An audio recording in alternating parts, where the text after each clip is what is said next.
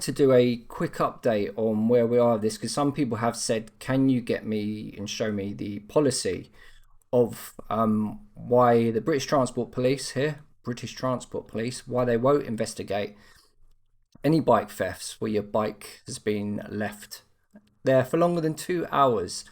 I must admit, and I'm going to say this out from the start, the lady who was dealing with this at the complaints department was really good, really nice, and she did sympathise with it. And she did also say that a lot of officers on the ground don't agree with this policy. So if they don't agree with it, why they're doing it, I don't know. But I've got the formal final letter back from the British Transport Police today. Sorry for interrupting. Thanks everyone for watching today. If you could do me a favour and just please like this video, and if it is something that you face problems with as well, then just subscribe. It'll help share the message of what we're finding out and what we're doing here. But less of that, back to the video. I'm not going to read it word for word, basically blah blah blah, etc. I'll go on about the bits I raised. So I raised concerns that there is they didn't check the CCTV at the location, even though there's clear CCTV there, and that it's a secure bike parking location. And if the BTP is not going to look at it, why don't they get the local police to look at it? Because they know the local criminals, they know the people that do this, and they would be, I'm not saying they have the resource, but if they did have the resource, even if they just quickly looked at the CCTV, I'm pretty sure 9 out of 10 times they would know who the individuals are. So let's scroll down to the main bits, and I think this is the main bit. So my bike on this occasion wasn't stolen, it was damaged. It wasn't damaged much, but I think the thing that got me the most was the fact that it's the second time it happened there and it was on camera. So I want to know, why don't you just look at it and say, okay, we know it's this guy, he's a regular there, we're now going to log that, or we can refer that to the local police who know this guy's constantly doing this. So the wording is, the damage to your bike is classed as a volume offence and will be screened out. The main bit here, including if the cycle has been left at the location for over 2 hours. As such, it is the view of the organisation that this case was screened out in line with existing BT policy. In this instance, your bike was damaged over a period more than 2 hours. It fell outside the allocation policy. Their main argument for this is that they can't watch CCTV that is longer than 2 hours, which just absolutely blows my mind, because you wouldn't just sit there and watch the CCTV for 2 hours. Well, for more than 2 hours. In this case, it was about 7 hours. You would literally go to the 3.5 hours point and you go, okay, has there been any damage or is the bike gone? No, okay. So then you go forward and go up to you go to maybe the 6 hours point, and you just keep chopping it up into smaller bits and you find the window.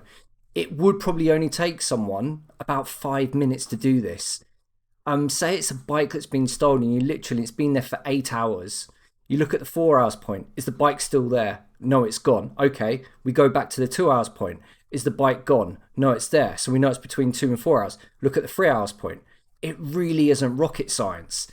It's pretty quick and simple. And to be honest, with modern technology, you could get it to do it automatically. But it's the British Transport Police. They are a bit of a let's say a laughing stock when it comes to British police. So they do confirm here the CCTV of the relevant area was not checked before a decision was taken to screen the crime out. So what is the point for having CCTV there? Non-priority offences will not be reviewed for solvability factors. So what they mean is, even though they know the CCTV's there, and say the thief wasn't even wearing a hoodie or anything, they won't even check it to see if it's solvable. They will literally just say, there's your crime reference number, have a nice day. Once again, it's there. Your damage to your bike, class of volume offence, so more than 2 hours. So obviously, I want to double check this just to make sure this does apply to thefts, because that is what everyone's going to be asking. Does this also apply to bike thefts?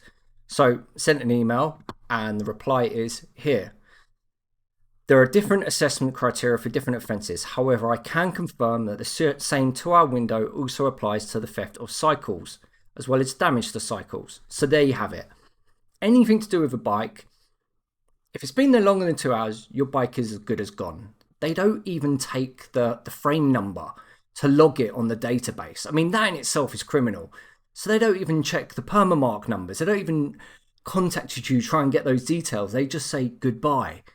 And the funny thing is, on this occasion, I called them up because a bike seat from another bike had been taken off someone else's bike and then used to try and break my chain off. So I called them up and said, look, this is here. What do you want me to do with it? And they said, take it, put it in a bag, take it. We might need it. We might use it as evidence. Okay, so I thought, fair enough. So then I also left a note on the person whose frame that came off, giving them my telephone number, because I'm not then just going to become a thief. And so they called me and I said, I've got it. I can give you a lift home from the train station. Or do you want me to wait to see what the police say, or I'll buy you another bike seat while this is ongoing? And they said, no, don't worry about it all. Really, really nice person. So then the police got in contact a day later to say, look, we're not investigating this. So straight away I called up the guy and dropped him the seat back and had a chat with him. And he said he's faced the exact same problem. He said bikes stolen from there on numerous occasions and nothing happens. There is a CCTV camera looking directly at it. One sec, let me just get you a picture of where it is and where the cameras are. Okay, so this is where it is, okay. So there's a camera right there looking directly, move this over a bit for you, at my bike, which had, this is after it. I took another photo, so you can see it, the chain's taken off, but I took it off after that point. But yeah, look, there's a camera right there looking right at it. There's a camera there. There's a camera there. There's a camera there. There's a camera there. There's a camera. There must be more than maybe sort of 10 to 15 cameras. These guys, I'm not sure if they're cameras. I think they're sensors to see how many bikes have gone in and out of the bikes, because there's a little sign there that tells you how many are available. I mean, even that in itself is a form of analytics which could be used to find out what bikes have been stolen, etc. I mean, it's just insane, really, when we think about it.